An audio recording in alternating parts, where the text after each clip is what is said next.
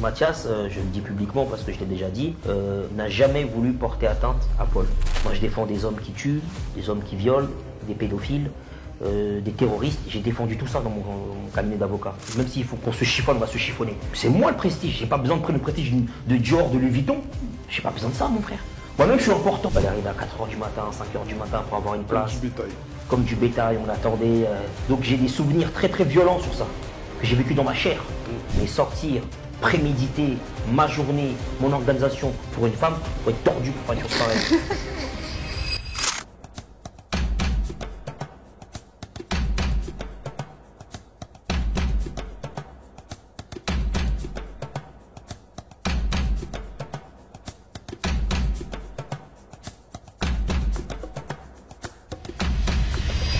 Yes! Bon.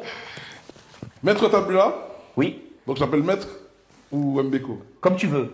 Moi je t'ai connu avant, non je t'ai connu pendant. Ouais, tu m'as connu au tout début. Ouais, au tout début. ouais. C'était encore en études, hein, il Ouais, me semble. ouais, encore en études. j'étais à l'école d'avocat quand on s'est rencontrés. Ouais. Et après, j'ai prêté serment, je suis devenu avocat. Voilà. Ben, déjà félicitations pour ton parcours. Merci, c'est gentil. Et Félicitations. Merci. aujourd'hui, on va retracer un peu ton parcours. Ouais, avec plaisir. Ok? Dire où tu as grandi, tu vas nous expliquer un peu où tu as grandi, ton environnement, Ouais. comment tu as fait pour aller justement te diriger vers le métier d'avocat, Ok, quelles sont été tes difficultés, ok. parce que tu es le seul avocat français, Ouais, black, ouais. avec des locks. Il y en a un deuxième que j'ai croisé un jour, on n'est pas très nombreux. Voilà, vous êtes très... Ouais, C'est comme les gorilles En tout cas, argentés. le plus visible. Le plus visible. Le Ouais, plus visible. Le plus visible.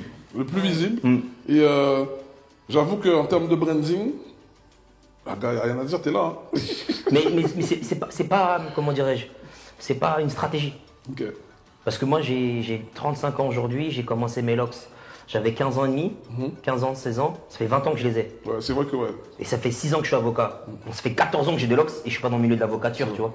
Donc c'est pas une stratégie pour attirer l'attention sur Non, moi. t'as vraiment C'est vraiment une culture, un état d'esprit. C'est ma vie en fait. Sa vie, c'est locks. Tu vois. Après, si aujourd'hui ça sert un branding, bah, tant mieux. Je vais pas cracher dessus. Mais initialement, c'est pas calculé pour ça. Je me suis pas dit, je vais faire des locks, Je vais faire des locks ça va me pour faire différencier, ça. Ouais. ça va me permettre d'avoir une visibilité accrue. Pas du tout. Ok. J'étais D'ailleurs, comme ça est-ce que avant. ça t'a pas mis des bâtons dans les roues? Oui, bien sûr. Mais après, une porte qui se ferme, c'est une autre porte qui s'ouvre. Donc moi, là-dessus, j'ai pas de difficulté. Ok. Tu me laisses pas rentrer là, je façon, rentrerai là-bas. Stratégie, la porte elle s'ouvre pas, on passe par la fenêtre, on passe par la fenêtre. Exactement, Par le exactement. Ok. Par la cheminée. Donc c'est toit. pas. Exactement. Donc, raconte-nous cette histoire-là, ça commence où? T'as grandi en France? Moi, j'ai grandi en France dans le 93 à Montreuil. D'accord. Ouais. T'as combien? T'as des frères et sœurs? 93 déjà. On est 5 enfants, j'ai 2 frères, 2 sœurs. Ok, c'était lequel toi? Moi, j'ai une grande sœur du côté de mon père Ok, et je suis le premier du côté de ma mère. d'accord. Donc t'es le premier, donc t'es le plus grand chez ta Je mère. suis le plus grand chez ma mère Ok, et j'ai une grande sœur du côté de mon père. d'accord. Très bien. Donc déjà, tu dis Montreuil, ça veut dire que la situation familiale, c'était comment? C'était une situation. Vous étiez aisé, vous étiez non, pas... du tout. On était dans une situation de précarité. Ouais. Moi, j'ai grandi dans un 27 mètres carrés. Et C'était petit à l'époque. Avec tous ces... Ah ouais, toute la famille. avec la famille. Après, on a déménagé dans un HLM un peu plus grand quand mes parents ont divorcé. Mais initialement, on était dans une certaine précarité, ouais. ok. Et là déjà, Montreuil, 27 mètres carrés, Mbeko, Maître Tabula. Ouais. C'est quoi ton état d'esprit du moment là, tout de suite, là, à ce moment-là là? Moi, quand j'étais petit, 9 ans, 10 ans, je savais que je voulais devenir avocat. Ah ouais. Ouais, j'avais Très 9 ans, jeune. 10 ans, très jeune. Je savais que je voulais devenir avocat. Et à un moment donné, j'ai hésité entre avocat ou journaliste. Mais mon cœur, il était porté sur ce métier. Pourquoi ce métier-là? D'accord. Parce que depuis petit, j'aime bien prendre la parole. J'étais délégué, j'ai fait des pièces de théâtre quand j'étais à l'école primaire. À l'époque où j'allais à l'église, j'étais aussi dans des pièces de théâtre. Il y avait à chaque fois de la mise en scène. J'ai toujours aimé me mettre en avant. Mais pas me mettre en avant pour mettre en avant. Mettre en avant parce qu'il y a une œuvre qui est une pièce de théâtre. Mettre en avant parce que je suis délégué. Donc c'est porter la parole de mes camarades. Donc ça n'a jamais été du narcissisme pour du narcissisme. Ça ne m'intéresse pas. C'est si je me mets en avant, c'est qu'il y a une dimension culturelle, artistique, ou il y a une dimension, on va dire, syndicale, militante, par rapport à des personnes que je représente. Et ce côté, bah, justement comme tu dis, pour les gens que tu représentes, donc toi ça veut dire que le côté avocat, Ouais.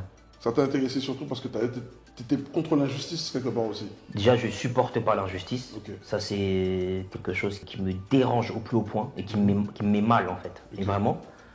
Et après, l'envie aussi de parler pour les personnes qui parfois ne parlent pas français ou qui sont un peu limitées ou qui connaissent pas les codes, les représenter avec une certaine énergie, un certain panache. Moi, j'ai toujours été fier de faire ça pour les miens.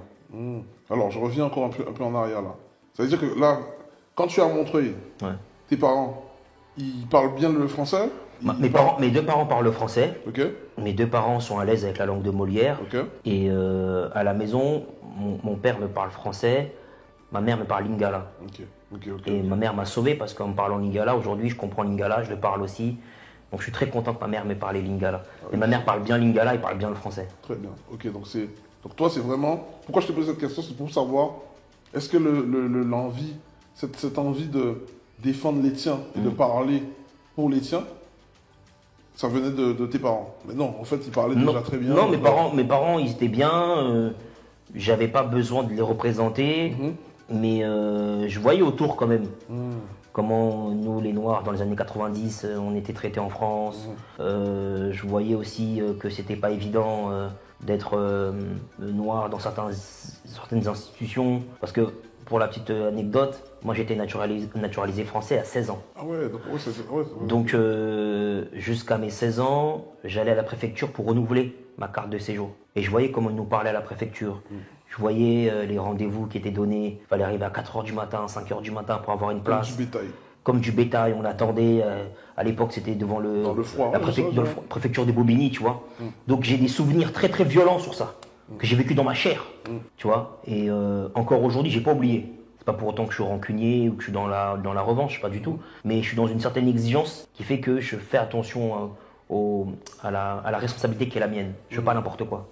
Ok. Je reviens sur le contexte quand même familial. Comment tu as réussi à mener tes études à bout en étant dans un petit appartement avec des frères et sœurs aussi nombreux et des parents qui arrivent immigrés c'est pas forcément le contexte, on va dire, idéal pour devenir avocat. Pas du tout. C'est Voilà. pas. Il y a mieux comme condition. Ouais. Après moi, à l'époque où j'habitais dans l'immeuble en question, sur le palier, en face, il y avait un couple composé de Laurent et de Rosange, que je considère comme mon oncle et ma tante. Mon tonton Laurent, lui, il est d'origine italienne et ma tante Rosange, elle est d'origine guadeloupéenne. Et moi, j'allais chez eux. Et souvent, j'allais lire chez eux. Ils ont toujours été d'une extrême gentillesse, bienveillance. Ils m'ont acheté des livres, ils m'ont acheté des baskets, ils ont pris soin de moi comme leur propre neveu. Donc ils ont été importants dans ma construction. Et ils ont toujours été d'un soutien inconditionnel. Même pendant mes études, ma tante me soutenait financièrement, m'envoyait de l'argent. Elle m'envoyait un virement de 100 € tous les 5 du mois. Elle était réglée comme une horloge. Et c'est grâce à ces gens que j'ai pu devenir ce que je suis. Ok. Et toi, juste pour revenir encore sur ce truc-là, c'est dans la famille, tu décides de devenir avocat, tu décides de prendre cette direction. Quand tu dis ça à tes parents, tu dis ça à tes frères et sœurs, parce que tu en parles. Ouais. Comment ils réagissent? Bon, ils y croient pas. Pour eux, c'est pas possible. Donc, première difficulté. Pour eux, c'est même ils ont peur parce qu'ils se disent ma mère se dit mon fils il a une ambition qui va le bouffer. qui va le cramer, il va être déçu. Ma mère elle est effrayée par mon ambition. Elle est effrayée par ma grande gueule, elle est effrayée par ce que je suis. C'est quelque chose qui la dépasse. Il faut comprendre aussi, ma mère elle est jeune. Ma mère et moi on a 20 ans d'écart. Ah ouais. Donc ma mère elle m'a eu à 18 ans, 18-19 ans elle m'a eu.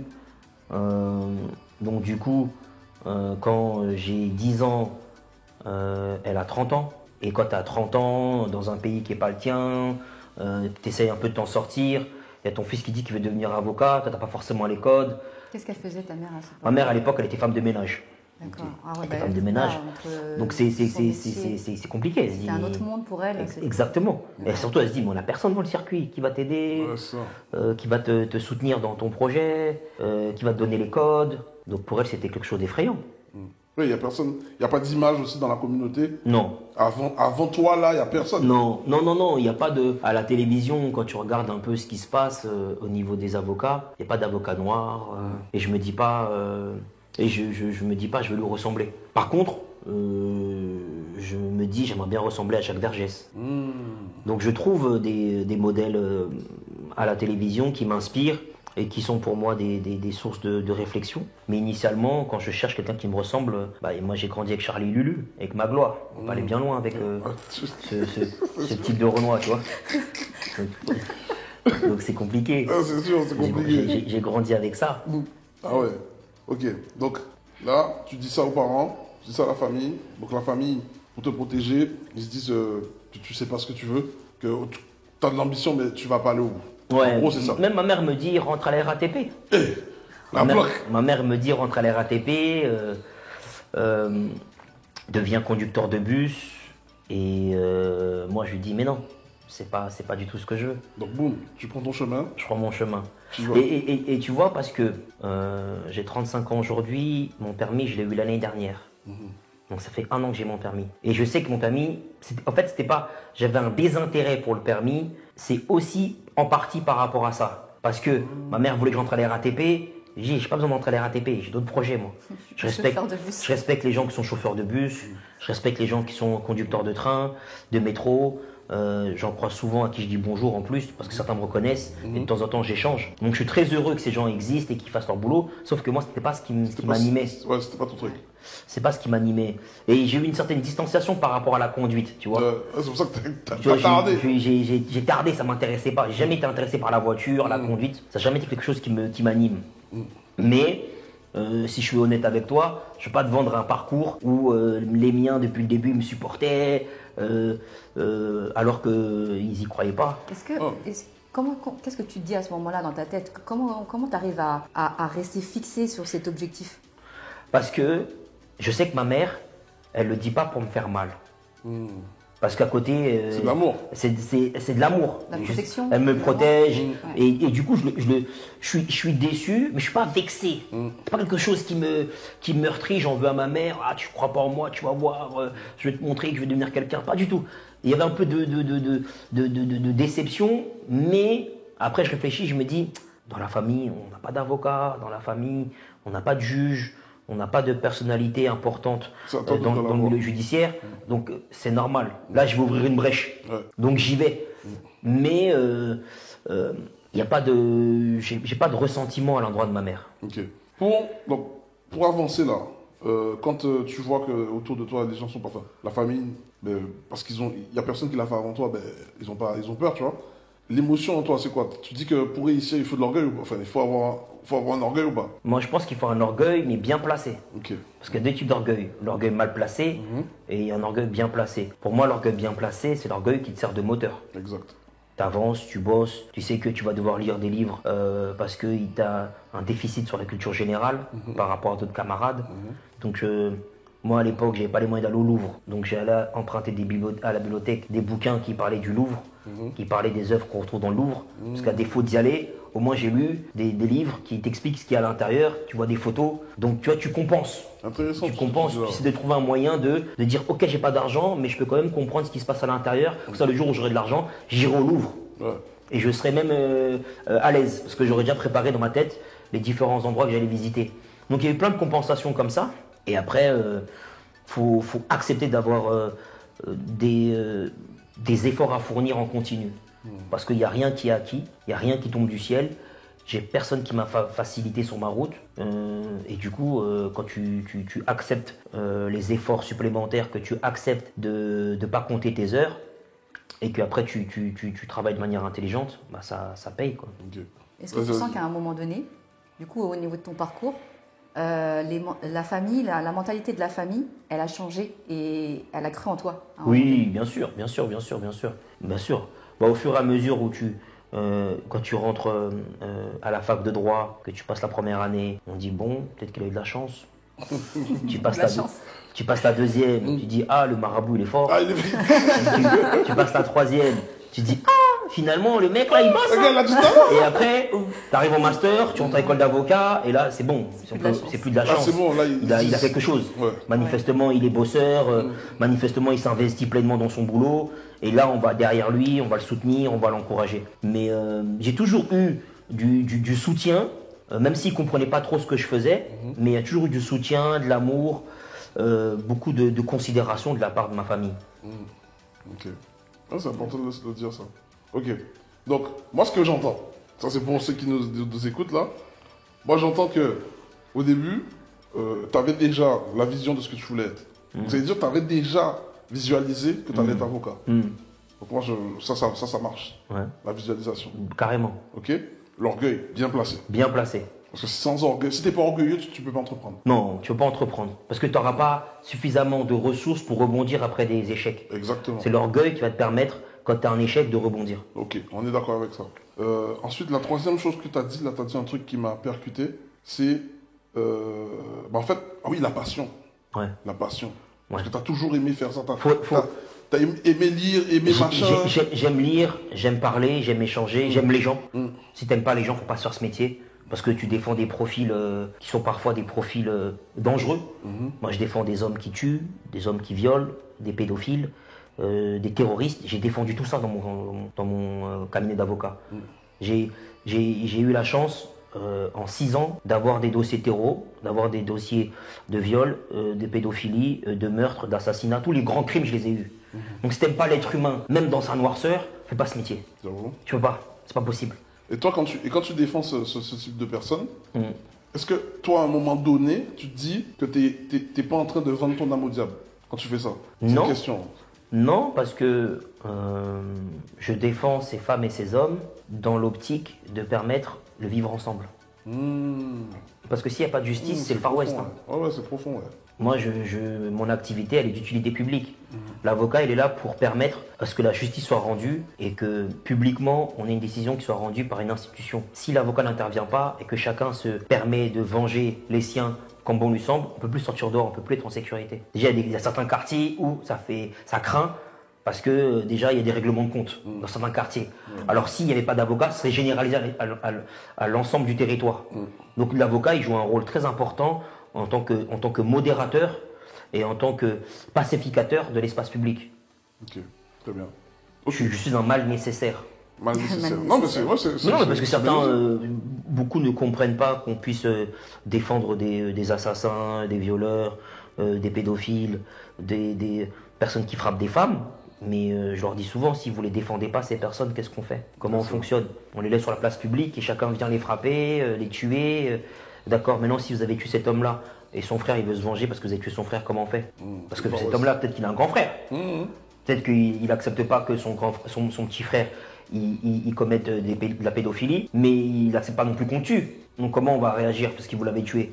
Peut-être qu'il va venir se venger. Maintenant, s'il se venge auprès de vous et qu'il vous aussi s'en prend à vous, peut-être que vous avez un petit frère. Du coup, comment on fait pour que l'engrenage Ah cesse? ouais, c'est l'hécatombe. Ok, super. Donc, maintenant, je vois à peu près tout ça. Là, on a vu au sein de la famille comment ça a évolué. Ton environnement, les amis, ton cercle d'amis, comment... Il y a des amis que tu perds au passage Oui, tu perds des amis. quand tu prends cette direction? Oui, tu perds des amis. Parle-nous un peu de tout ça. Tu perds des amis parce que tu as une hygiène de vie qui est différente de la leur. Ouais, forcément. C'est-à-dire, moi, je fume pas, je bois pas, je vais pas en boîte, sauf exception. J'ai pas une vie mondaine. Donc, tous les amis avec qui tu marchais à une époque, mais qui font le choix d'aller dans un mode de vie qui ne te correspond pas, bah, nécessairement, vous vous éloignez. Parce que les priorités sont pas les mêmes. Moi, j'ai jamais été un coureur de jupons. J'aime les femmes, mais ça n'a jamais été un objectif, les femmes. Moi, j'avais des potes, je m'en rappelle, ils sortaient, ce soir, on va chercher des femmes. Donc, du coup, tu organises ta tenue vestimentaire, tu organises ta soirée, tu organises ton quotidien dans l'objectif de concrétiser des rencontres avec des femmes et pour les collectionner ensuite. Moi, personnellement, ça ne m'intéressait pas. Par contre, après, sur ma route, si je rencontre une femme qui me plaît, on va se fréquenter, il n'y a pas de souci. Mais sortir, préméditer ma journée, mon organisation pour une femme, faut être tordu pour faire une chose pareille. Faut être tordu, mon frère. C'est vrai. Moi, j'ai pas ça. J'ai d'autres objectifs beaucoup plus grands qu'une femme. On est d'accord. Donc là-dessus, forcément, tu perds des copains en route parce que les objectifs sont plus les mêmes. J'avais des amis avec qui je suis en bon terme encore aujourd'hui qui étaient passionnés de foot. Moi, je le suis, mais pas au point de... Je regarde le match, après je regarde les mecs qui commentent le match, après je joue à la PlayStation, et après je me pose à la maison, je débrief le match, le commentaire et la PlayStation à laquelle on a joué. Donc ça fait que à 14h30, tu as regardé le match, 15h, 16h, tu as parlé du débriefing, de 17h à 20h, tu as joué à la console, 20h, il y a un dîner, vous parlez encore de la journée du foot. Non, c'est mort, c'est trop. Non, je peux pas. Non, moi, je suis pareil. Ok. Je peux pas. Donc forcément, tu prends tes distances. Ça fait beaucoup. Mais après, ça reste des amis d'enfance. Quand il y a les mariages, quand il y a les naissances, quand il y a les baptêmes, quand il y a les enterrements, je réponds présent. Quand je suis disponible, quand je suis en France. Donc je suis très très heureux et je suis très très fier de ce qu'ils sont. C'est des gens que j'aime. Mais aujourd'hui, on a des attentes, on a des priorités qui divergent. Ok. Ok. Est-ce que tu as des amis aussi qui ont arrêté de te fréquenter parce que tu es devenu avocat? Ou est-ce qu'au contraire, ils sont très très fiers parce que tu es avocat? Non, mes amis sont fiers. Mes amis sont fiers de moi. De toute façon, je le vois dans leurs yeux. Les yeux ne mentent pas. Hein. Dans les yeux, tu vois de l'amour, tu vois de la colère, tu vois de la haine, tu vois de la jalousie. Les yeux, c'est le reflet de l'âme. Donc moi, je vois dans les yeux de mes amis, je vois l'émotion, je vois comment ils me regardent, je vois comment ils parlent de moi à leurs enfants, je vois comment ils parlent de moi à leurs épouses. Mes amis sont fiers de moi. Et moi, je suis fier d'eux. Parce que, pour moi, la réussite, c'est pas être visible. Pour moi, la réussite, c'est faire ce qu'on aime. Exactement. Et moi, j'ai beaucoup d'amis autour de moi qui font ce qu'ils aiment. Et je suis fier de ce qu'ils sont. Parce qu'ils sont alignés avec eux-mêmes, ils avaient des objectifs qu'ils ont atteints, ils ont rencontré la femme qu'ils voulaient, ils ont bâti la famille qu'ils voulaient construire. Et dans leur vie de tous les jours, ils sont pas millionnaires, mais ils sont bien, ils mangent à leur faim, ils boivent à leur soif. Et moi, je suis archi fier de ce qu'ils sont. Ok, on est ok avec ça. Très bien. Mais ça te ramène plus de nouveaux amis qu'autre chose. Ah, Donc, Le succès te ramène plus de nouveaux amis qu'autre chose. Tu as plein de nouveaux amis du jour au ton lendemain. environnement aujourd'hui, est-ce que tu pourrais dire que tu as gardé beaucoup d'amis que tu avais avant d'être avocat? Ou est-ce que tu t'es construit un nouvel environnement qui est plus adapté à ta situation en fait? Moi, je suis proche de tous mes amis d'enfance. Ah oui. Je suis toujours avec mes amis d'enfance. Après, j'ai des nouveaux amis que j'ai rajoutés, que j'ai rencontrés sur mon chemin. Mais ma base, mes fondamentaux, mes amis d'enfance, on est toujours en contact, on est toujours proches. Et pour moi, c'est important. Mais après, il y a des opportunistes. Parce que dès que tu brilles un peu, que tu as une visibilité, tu as plein de gens qui te contactent, tu as pas mal de personnes qui veulent rentrer dans ta vie. Et du coup, il faut savoir filtrer, il faut savoir se protéger un peu. ok. Justement, là, je vais te poser une question qui est sur le sujet du moment. Là, tu dis que tu es très proche de tes anciens amis. Ok. On sait que sur une affaire là actuelle, Ouais. tu vois, tu es en train justement de traiter une affaire en ce moment. Le problème de cette affaire-là, c'est qu'ils sont restés trop proches des anciens amis. Ouais, Alors que eux, ils sont partis à notre niveau. ouais. Comment tu peux juger ça concrètement? Est-ce que c'est toujours bon de rester avec ses anciens amis En fait, quand toi, tu es en train de t'élever? je pense que la loyauté est une vertu. Ok. Surtout quand tu n'étais personne. C'est-à-dire les gens qui t'ont donné de la force, qui t'ont aidé, qui t'ont aimé quand tu n'avais rien, que tu n'étais rien. C'est important, lorsque tu deviens quelqu'un, de ne pas oublier.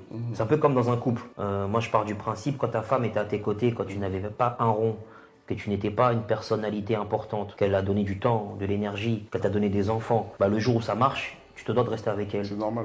Parce qu'elle doit supporter à la fois les moments difficiles et profiter des moments faciles, heureux. Pour moi, c'est une loyauté absolue. Je ne négocie pas avec ça. Et si tu veux même, je te dirais une chose. Moi, c'est un critère dans mes choix. Quand je vois que la femme ou l'homme que je rencontre n'a pas ce sens de la loyauté que moi je peux avoir, en général, je ne fais pas affaire avec cette personne. Parce que je me dis, si tu as pu abandonner ta femme, ou tu as pu abandonner ton homme dans des moments où tu aurais dû rester avec, bah, qu'est-ce qui va se passer quand toi et moi on va faire des affaires, ça va être difficile. Donc pour moi, c'est un red flag. Il y en a qui parlent de red flag dans les relations de couple. Moi, je parle de red flag dans les relations business, partenariat. Si je vois que la manière dont tu parles au chauffeur de taxi, la manière dont tu parles au Uber, la manière dont tu parles au serveur ne correspond pas, moi, je t'ai déjà discriminé. Dans ma tête, je sais que je ne vais pas faire affaire avec toi. Et il y a plein de gens que j'ai croisés sur ma route qui avaient des attitudes qui ne me correspondaient pas. On ne fait pas de business. Ça ne m'intéresse pas parce que ça veut dire qu'au niveau des valeurs et des principes, on n'a pas au sommet les mêmes valeurs et principes. Ouais, ça peut pas sur le Peut-être que long terme. tu mettras la fame, tu mettras les femmes, tu mettras l'argent. Quand là, moi, je mets l'humilité, quand moi, je mets la loyauté, quand moi, je mets la pudeur, c'est pas possible. Si on n'a pas le même summum, on ne peut pas marcher ensemble. C'est sûr. Mais tu m'as pas répondu à ma question.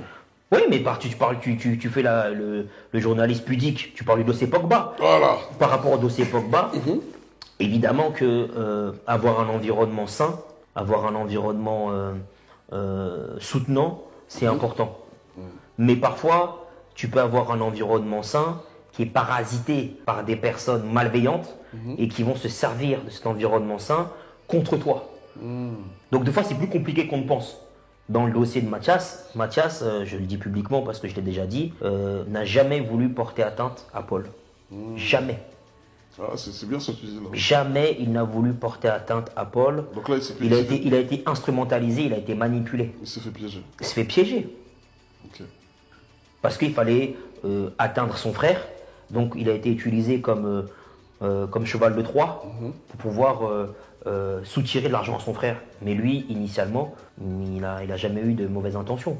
Ok. Donc c'est compliqué parce que quand on se sert de quelqu'un pour atteindre l'autre n'a pas forcément conscience qu'il est instrumentalisé. Donc du coup, il va s'en prendre à celui qui vient sans savoir que derrière, il y a Gepetto qui dirige la marionnette. Ouais. Ok. Donc s'en prendre à la marionnette, c'est facile. Mais en réalité, il faut s'en prendre à Gepetto. Qui derrière tout ça? La tête pensante. La tête pensante. Ok. C'est pas Mathias Pogba. Ok. Et c'est ça que ton truc va révéler. Bref, voilà. On sort de ce chapitre. Ouais. Très bien. Donc je pense qu'ils en ont assez. Mais, donc, tu es d'accord avec moi que l'entourage, quand tu es entrepreneur, parce que pour moi, être avocat, c'est être entrepreneur. Bien sûr, bien sûr, Ok. bien sûr. Donc, ton entourage, il compte pour beaucoup. Bien sûr. On a déjà parlé des choses que tu dois avoir pour devenir entrepreneur. Maintenant, tu fais tes classes en tant qu'avocat. Tu travailles dans un cabinet. Tu as monté ton propre cabinet. Je monte mon cabinet directement. Direct. Toi, tu Dès perds que pas je sors de de temps. l'école d'avocat, je monte mon cabinet directement. Toi, travailler pour les gens, c'est pas ton truc. En fait, travailler pour quelqu'un ne me dérange pas sur le principe. Mais on en revient toujours à pareil, aux valeurs, aux principes. Qu'est-ce qu'on met en termes de valeurs et de principes au-dessus de tout. Et dans beaucoup de cabinets d'avocats, le respect, la dignité, la considération pour la personne n'existe pas.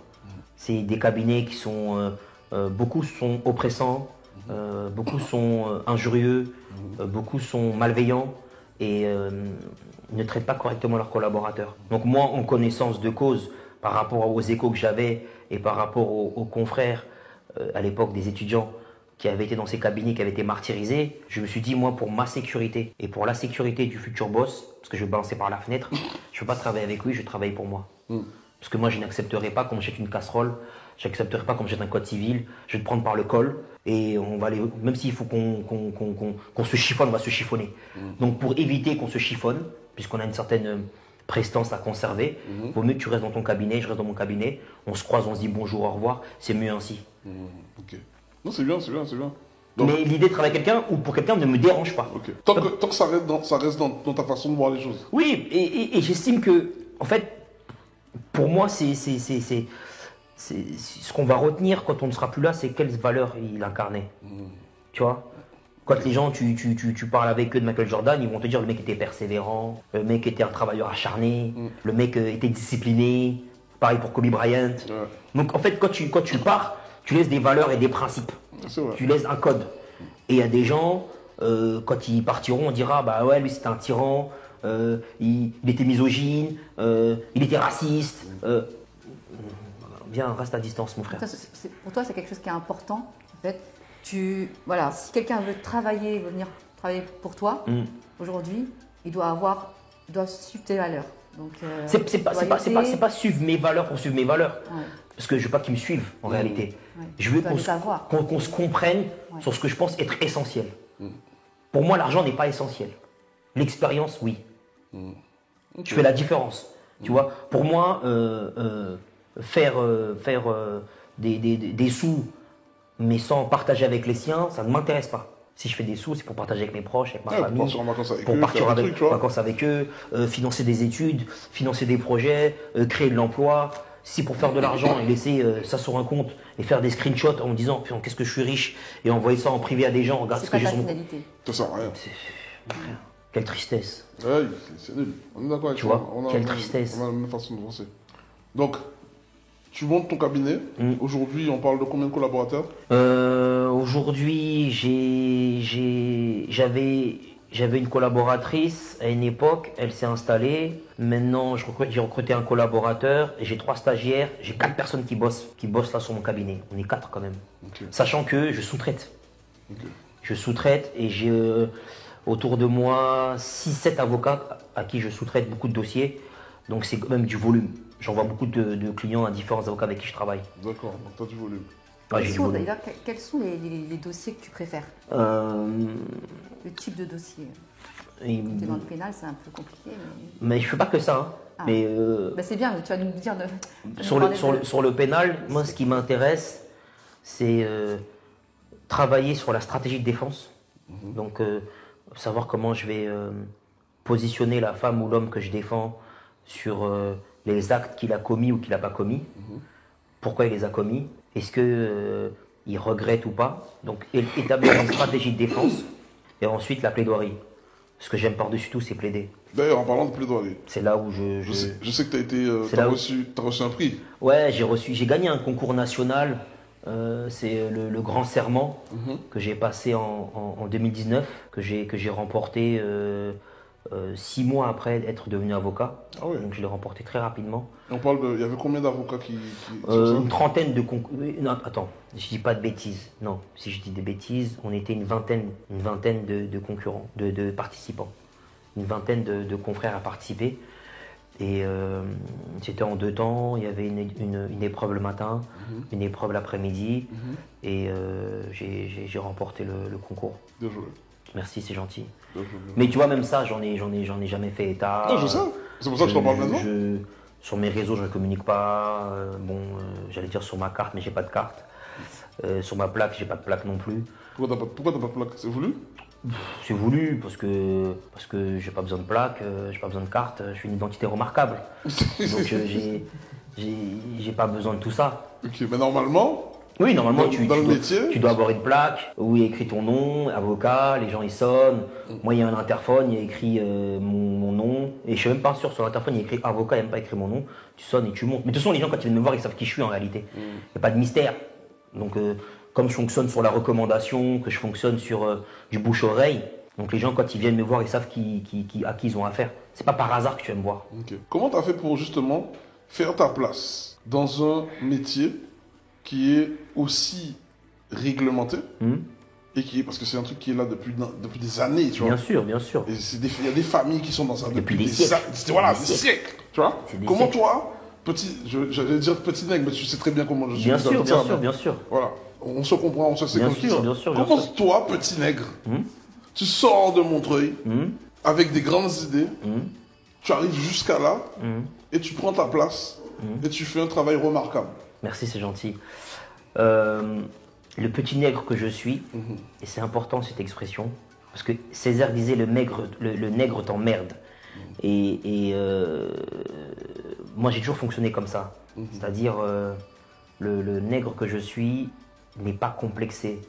Et je prendrai ce que j'ai à prendre et j'irai là où j'ai envie d'aller. Personne ne me dira oui ou non. J'ai besoin d'autorisation de personne. Donc très tôt, j'ai tué la volonté de plaire. Je ne cherche pas à plaire. C'est pas quelque chose qui m'anime. Je cherche à être efficace. Et du coup, quand tu cherches à être efficace, tu te soucies pas de ce que les gens pensent de toi. Ouais, tu t'en fous. Tu te soucies pas de ce que les gens peuvent dire de toi. Parce que ce que tu veux, c'est avoir un résultat concret. Donc du coup, ça te libère. Moi, je me suis libéré du poids des autres. Je me suis libéré du regard des autres. Je me suis libéré de plein de fardeaux, de plein de complexes qui encombrent encore les esprits des nôtres. Et ça m'a permis d'aller vite et d'aller tout droit. Ça, ce que tu viens de dire là, c'est bien de le dire. Parce que il y a beaucoup de personnes qui veulent entreprendre pour le fame. Oui, mais... Parce que tu vois, maintenant sur les réseaux, on voit beaucoup de personnes qui disent qu'ils sont millionnaires. Bon, on sait que ceux qui disent le plus, c'est ceux qui ont le moins. Exactement. Donc ça, c'est un. Mais c'est vrai que ceux qui réussissent le plus, c'est vraiment ceux qui ils s'en foutent du regard des autres. Totalement. Parce que pour réussir, ça veut dire que tu échoues énormément. Totalement. Que tu as eu beaucoup de casseroles au cul. Mais totalement. Mais c'est une partie pour ça que je monte pas mes réseaux sociaux. Parce que les réseaux sociaux, c'est quoi aujourd'hui? c'est je vous montre ma réussite. Par contre, les échecs, J'en parle par pas. contre, les situations difficiles, les moments où ma femme m'a quitté, les moments où je me suis retrouvé tout seul, les moments où je suis à découvert, les moments où la banque m'appelle, ça, je ne le montre pas. Donc, je montre que ce qui brille. Et comme je trouve ça hypocrite d'être sur une démonstration de force et de puissance, comme si tu n'étais pas vulnérable, comme si tu n'étais pas faible, je préfère ne rien montrer. Parce que je ne vous prends pas pour des abrutis. Et j'estime que si tu fais du bon travail, les gens parleront pour toi. Les gens vont t'inviter, les gens vont te recommander, les gens vont te solliciter. Donc tu n'as pas spécialement besoin de montrer. Ton travail parle à ta place. C'est vrai.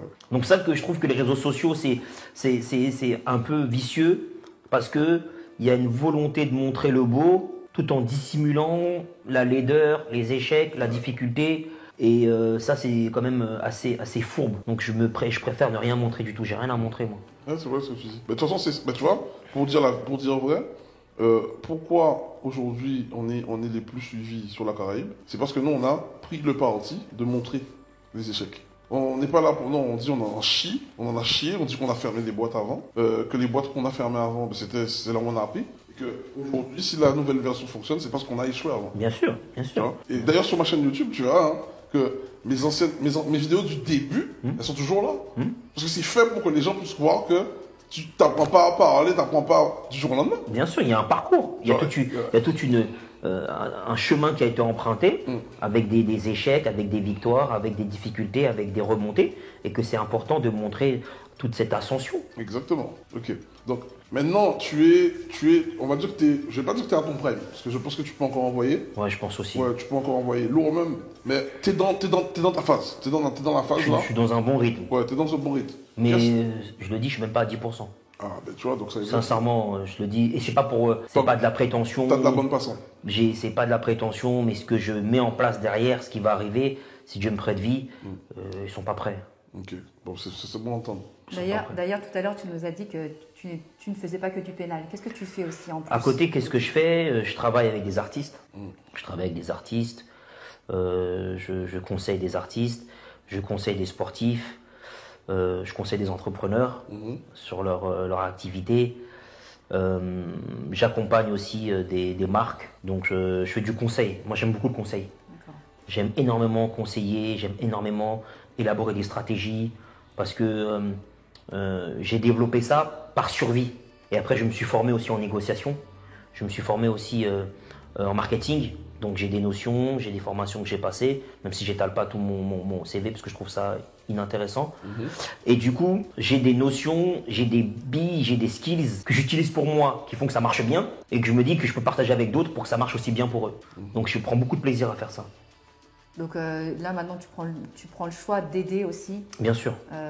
Des gens, conseiller. Bien sûr. Je prends autant de plaisir à conseiller qu'à plaider. Non, c'est bien.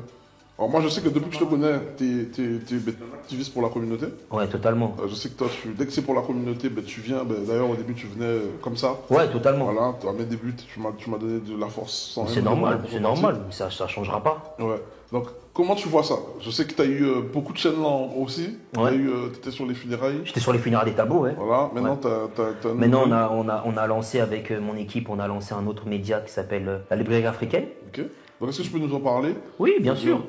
La Librairie Africaine, c'est un média qui est dédié à la valorisation des auteurs afro-caribéens, mais pas que, parce qu'on met aussi en avant des auteurs du Maghreb, on met aussi en avant des auteurs européens, asiatiques. Donc on part du principe où le génie, l'intelligence, la beauté, le sublime n'a pas de limite, n'a pas de continent, n'a pas d'ethnie, n'a pas de race. Donc on valorise tous ces talents et toutes ces personnalités, mais l'identité première, c'est afro. D'accord, donc c'est des auteurs d'écriture, livres? C'est des auteurs livres, écriture, mais pas que, parce qu'on reçoit aussi des peintres, on reçoit aussi des artistes, des chanteurs, on reçoit également des cinéastes. Donc c'est un média qui est généraliste, mais avec une identité première qui est le livre. Ah ben j'ai un livre, donc il faudrait qu'on passe. On va te recevoir. On va te recevoir avec plaisir. On tourne prochainement, je te donnerai les dates pour que tu viennes. Comme ça tu nous parleras de ton parcours. Tu nous parleras aussi de ton rapport à l'écriture, à la lecture. Et qu'est-ce que tu veux léguer quand tu prends le temps d'écrire un livre et qu'est-ce que tu espères transmettre en termes de valeurs et de principes. Ok. Donc c'est important. Et nous, l'objectif à chaque fois, c'est de dire beaucoup sont invisibilisés dans les médias mainstream, beaucoup ne sont pas invités pour différentes raisons. Au lieu de se plaindre, au lieu d'être dans des logiques de jérémiade, on préfère créer un média, créer un espace où, par nous-mêmes, pour nous-mêmes, nous valorisons les femmes et les hommes qui ont des choses intéressantes à faire valoir, des choses intéressantes à partager, et on leur donne l'occasion de s'exprimer. D'accord. Ok, non, c'est bien. C'est très très bien. Tu te vois où dans 5 ans? Dans 5 ans, je me vois vivre entre Kinshasa, Dakar et Paris. Ah, tout le monde pense ça. Dans 5 ans, ouais. Ouais. Kinshasa, Dakar, Kinshasa, C'est les origines. Kinshasa, c'est les origines, c'est la maison mère, c'est là où je suis né. Manamboka. C'est Mwanamboka, c'est 17 millions d'habitants, même si je pense qu'on doit être 20 millions. Tellement la ville est énorme, tellement le recensement, je pense qu'il n'a pas été fait récemment. Je pense qu'on doit être 20 millions. Et c'est Kinshasa, faut le vivre. C'est bouillonnant, c'est de l'énergie. Tu y vas souvent d'ailleurs? Beaucoup moins. J'ai plus privilégié le Sénégal ces derniers mois, ces dernières années. Donc ça fait 3 ans que j'ai pas été au Congo. Ouais, 3 ans. Pourquoi le Sénégal? Parce que j'ai commencé à investir sur place dans l'immobilier. Donc fallait que j'y aille pour vérifier. Il y a des bonnes affaires à Dakar. On parle de rentabilité folle là-bas. Il y a des rentabilités intéressantes, très très intéressantes. Je vous invite à venir sur place et à travailler. Et à travailler avec des Sénégalais compétents. Je me mettrai en relation avec des personnes. Tu sais qu'est-ce qu'on peut faire? La prochaine fois que tu es là-bas, tu nous dis. Avec plaisir. On essaie d'y aller ensemble. Avec plaisir. Et je peux pas parler du Sénégal sans parler de mon ami Gary. Gary, c'est un de mes associés, c'est un ami, c'est un frère. Ça fait plus de 20 ans qu'on se connaît. Et là, il est au Sénégal avec femme et enfants. Donc je lui dois faire une dédicace. C'est un conseiller sportif qui travaille dans le monde du sport, mais pas que, qui a d'autres activités à côté. Donc c'est quelqu'un qui compte beaucoup pour moi et qui m'a beaucoup soutenu, qui me soutient encore aujourd'hui. Et lui, maintenant, il s'est installé avec femme et enfants là-bas et c'est important de le saluer. Je dois saluer. Personne de confiance peut-être? Personne de confiance sur place. C'est lui qui gère un peu nos activités, qui surveille tout ce qu'on a mis en place et avec qui j'ai une totale transparence et confiance. Donc c'est important. Et du coup, dans 5 ans, je me vois faire la navette, Paris, Dakar, Kinshasa. Paris pour la publicité? Paris pour la parce vitrine?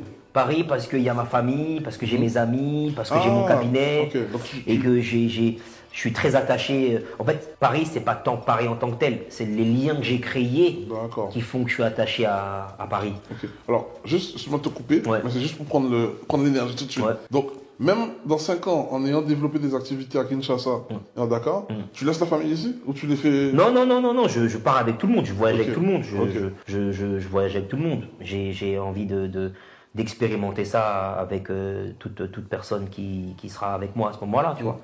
J'ai envie de vivre ça pleinement. Ok, d'accord. Ok, non, c'est top. De toute façon, c'est le futur, hein.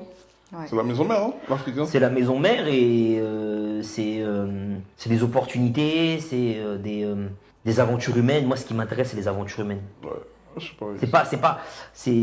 Quand je dis ça aux gens, les gens ils pensent que je suis fou. Faire de l'argent, c'est bien. Vivre des expériences, c'est mieux. Ouais, les expériences, en fait, ça t'apporte des compétences. Ça t'apporte des compétences, ça te permet aussi par moi, de te découvrir, de te connaître, de voir ce que tu es, ce que tu vaux, de rencontrer des gens incroyables, de vivre des expériences complètement inédites, qui sont enrichissantes, qui te permettent de te révéler. Donc tout ça, ça n'a pas de prix, c'est un luxe incroyable. Donc oui, dans 5 ans, je me vois vivre entre la France, entre Paris et le continent. Ok. T'as un petit taboula en cours ou pas? Non. Non, c'est pas prévu?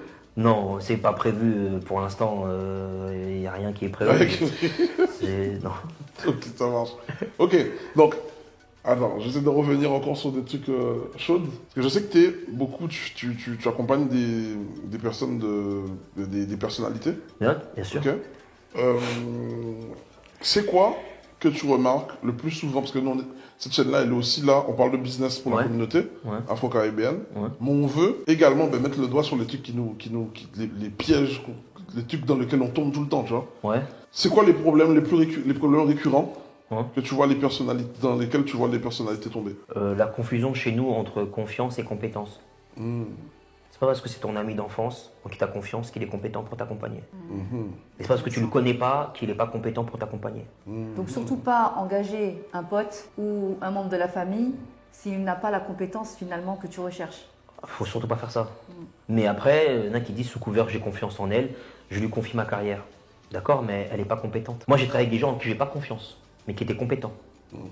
Et qui ont fait du très bon boulot. Pourtant j'ai pas confiance en eux. Ça peut paraître fou, hein, c'est contre-intuitif. Hein. Oui, c'est vrai, c'est vrai, c'est vrai. Mais j'ai confié des opérations, j'ai confié des choses à faire avec des enjeux financiers importants à des gens en qui je n'ai pas confiance, mais qui sont compétents, je savais qu'ils allaient bien faire le boulot. Pourtant je les aime pas.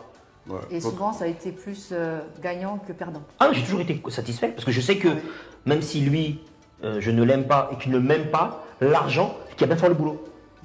non, c'est vrai ce qu'il dit. C'est vrai qu'il y a une différence entre confiance et compétence. Et ça, c'est un problème récurrent chez nous, c'est que on fait confiance à des gens et c'est fort, c'est beau, c'est pertinent et c'est tout à notre honneur. Mais ces personnes de confiance ne sont pas forcément compétentes. Et ça revient après à un problème de formation. Chez nous, on ne se forme pas assez. Ça, je répète ça tous les jours. On a pas mal de femmes et d'hommes qui sont bons et qui ne veulent pas se former davantage, qui se reposent sur leurs acquis et qui partent du principe que c'est naturel. Alors que c'est pas naturel. Ouais, non, ça travaille. Et qui partent du principe que voilà, comme ils ont une personne de confiance qui a fait ça, ils ne doivent pas se former eux-mêmes. Pas besoin. Ils doivent juste copier et faire pareil. Pas besoin. Ils partent du principe qu'ils ont une compétence un peu innée. Et quand tu leur dis qu'il faut qu'ils se forment, qu'il faut qu'ils travaillent sur un certain nombre de choses, qu'ils développent des compétences, qu'ils aient des qualifications, ils disent non, j'ai pas besoin, t'inquiète, c'est naturel, on a ça dans le sang. Ouais, surtout si tu leur dis qu'il faut payer. Oui, mais en fait, l'argent, c'est pas un souci, parce qu'ils payent des baskets de luxe. Ouais, mais c'est pas leur priorité.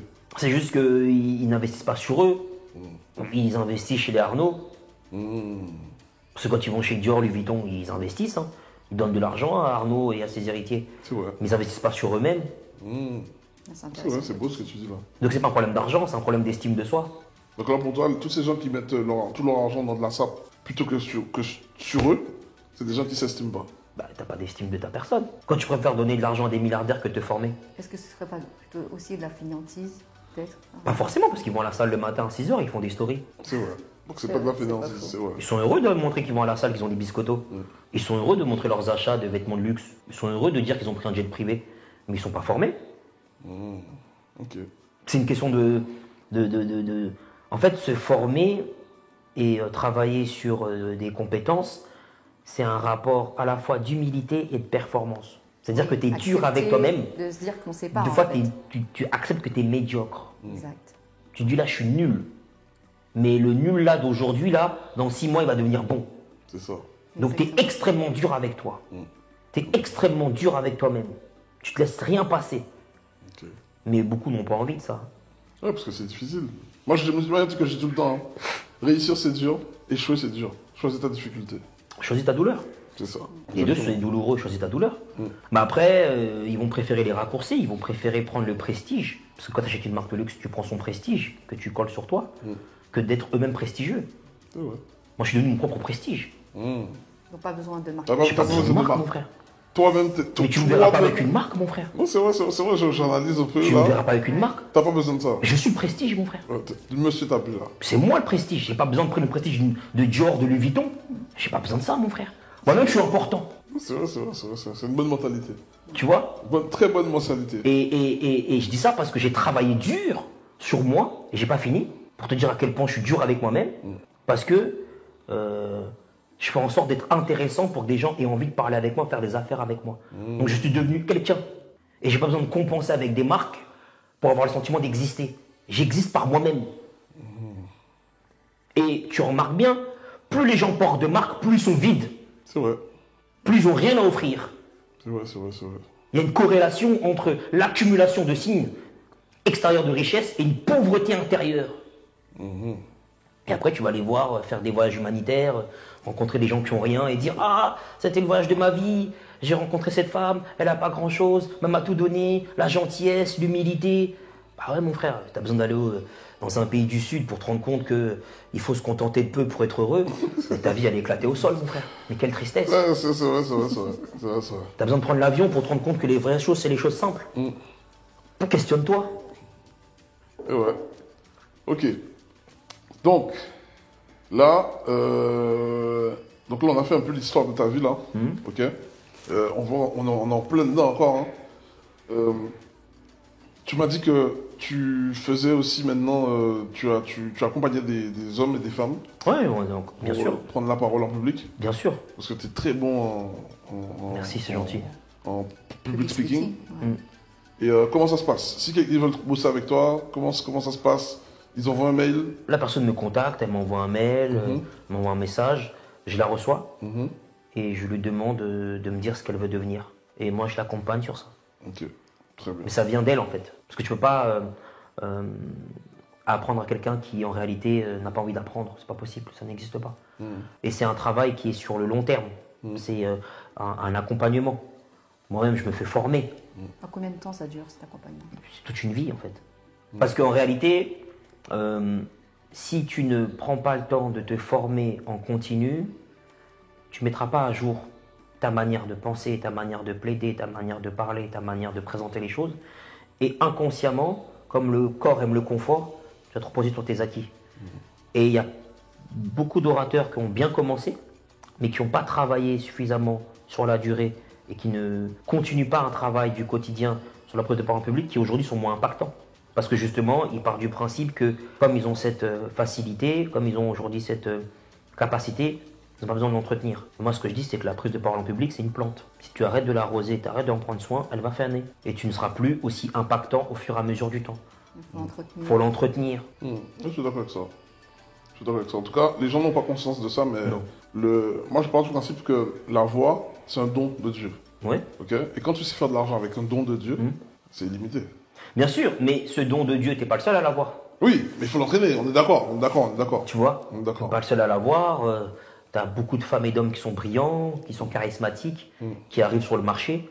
Toi, tu n'es pas capable de te renouveler, de proposer autre chose, d'avoir une histoire qui sans cesse émerveille, enchante, inspire. Mais que tu te reposes sur tes acquis, sur ce que tu as fait il y a 4 ans, 5 ans en arrière, et que tu te contentes de dire c'est bon, je suis là, on va t'éteindre, tu vas disparaître. C'est sûr. Tu vas pas faire long feu. Okay. Donc c'est un travail du quotidien, c'est un travail qui ne s'arrêtera jamais. Et aujourd'hui, j'accompagne des femmes et des hommes sur ça et je les aide à devenir ce qu'ils voudraient être. Ok, bon, c'est bien. Ok, mot de la fin. Bon, je pense qu'on a bien tourné là. Ouais. Mot de la fin, qu'est-ce que tu donnes comme conseil à la communauté pour avancer vers leur projet? Il faut se former. Ça va. C'est drôle parce que ce mot il revient souvent, hein. Ouais. Souvent de la bouche des entrepreneurs. D'une interview à une faut se autre. former. Vraiment Il faut se former, il ne faut pas avoir peur de demander quand on ne sait pas. Il faut s'entourer de personnes bienveillantes. Faut pas avoir peur d'échouer aussi. Il ne faut pas avoir peur. De toute façon, tu vas échouer. Ça, c'est... Voilà. Ouais. Il faut choisir sa douleur. Tu vas échouer. Après, est-ce que tu échoues parce que tu fais rien et du coup, ne rien faire est un échec? Parce que tu échoues, parce que tu as essayé, que tu as réussi parfois, tu as échoué ensuite. Donc ça dépend. Quel type d'échec tu veux? Tu veux l'échec qui découle de l'absence de choix, parce que c'est un échec en soi de ne rien faire. Ou tu veux l'échec qui découle de certaines réussites, de certaines initiatives, et qui sont juste des moments que tu vas traverser, mais qui te garantissent après du succès et un rayonnement. Donc, quel type d'échec tu veux? On va tous échouer. Hein. Il n'y en a pas un qui n'a pas échoué. Celui qui dit qu'il n'a pas échoué, c'est un menteur. Clairement. Tu as eu un chagrin d'amour, tu as eu une difficulté sur ton lieu de travail, tu as eu des problématiques avec ta femme, des moments de tension avec ta belle famille. Et on a tous eu des moments de difficulté et d'échec, c'est partie de la vie. Maintenant, qu'est-ce qui se passe? Tu rebondis ou tu pleures? Clairement. Merci Mbeko. Merci à vous. Hein. Yes. Merci beaucoup pour ce moment. Bon, Merci à merci. vous. Toujours aussi bon de te voir. Merci, Yes. plaisir partagé, merci beaucoup. Yes.